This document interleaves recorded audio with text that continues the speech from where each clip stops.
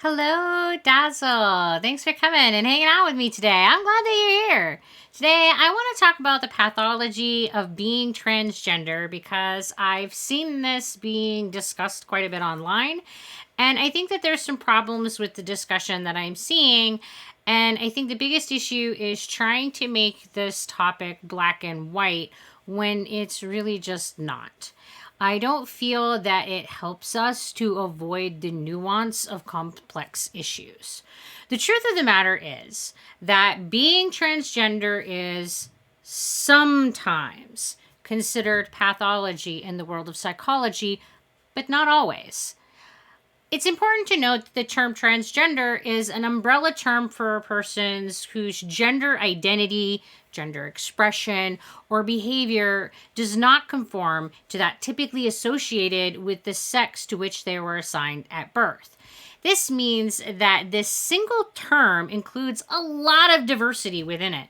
Those who identify as transsexual, cross-dressers, drag queen or drag kings, genderqueer, androgynous, multigendered, gender nonconforming, third gender, bigender, two-spirit people, and others all fall beneath the transgender umbrella. And each of these terms represents a different way that people can experience their gender. In order for a person who is transgender to have pathology due to being transgender, they must meet the criteria for gender dysphoria. And this is a mental illness that's defined as clinically significant distress or impairment related to gender incongruence, which may include a desire to change primary or secondary sex characteristics. And not everyone who identifies as transgender is going to meet this criteria. When a person is evaluated for a psychological disorder, the provider is supposed to consider the 4Ds before diagnosing them with anything. So let's review those 4Ds and then we'll talk about how they factor into all of this. Number 1 is deviance. This is where the provider is supposed to evaluate if the person's behavior, mental state, or mood state is different than what is considered normal for their society. Number 2 is distress. Does having these deviations from society's expectations cause the person any distress? Number 3, dysfunction. Does having these deviations from society's expectation cause the person any dysfunction? And the 4th D is danger. Does having these deviations put the person or those around them in any kind of danger? When a provider is considering if a trans person has gender dysphoria, they should be considering the above 4 Ds of diagnosis. Does the person's behavior, mental state, or mood deviate from what is considered normal? For American culture, identifying as transgender is considered abnormal and thus will qualify the person for deviance. However, they must have one of the other Ds in order to get a diagnosis. And this is where we get into the meat and potatoes of it. Does the person feel distressed about their gender identity? If not, they don't qualify for gender dysphoria and have no pathology. If they have distress, then they can be diagnosed with gender dysphoria and they would be considered as having pathology. And the same is true for dysfunction. No dysfunction means no diagnosis.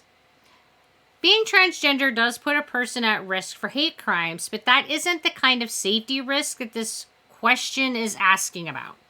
So this is asking if the person's state of mind is likely to lead them to cause themselves or others harm. So in some cases, those who have gender dysphoria are at risk of self-harm and suicide. The nuance that is often overlooked in these discussions is that not everyone who identifies as being transgender also qualifies for the diagnosis of gender dysphoria. Partly because not everyone who is transgender would change their bodies if they were given a choice or a chance to do so. There are also those who have found peace with their state of being despite feeling that they would rather their bodies be different than there are. And some would like to change their bodies, but don't feel that the risk of surgery and medication are worth the benefits that they would gain from the change. There's a spectrum in the way that people feel and think about this issue, much the way that there is almost in everything in life. What I think is most important in this discussion is that being transgender itself is never what is considered to be pathological in the field of psychology. Even when a person is diagnosed with gender dysphoria, it is not being transgender that is pathological.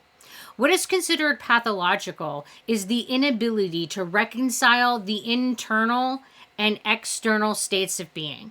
That lack of reconciliation is what is considered pathological.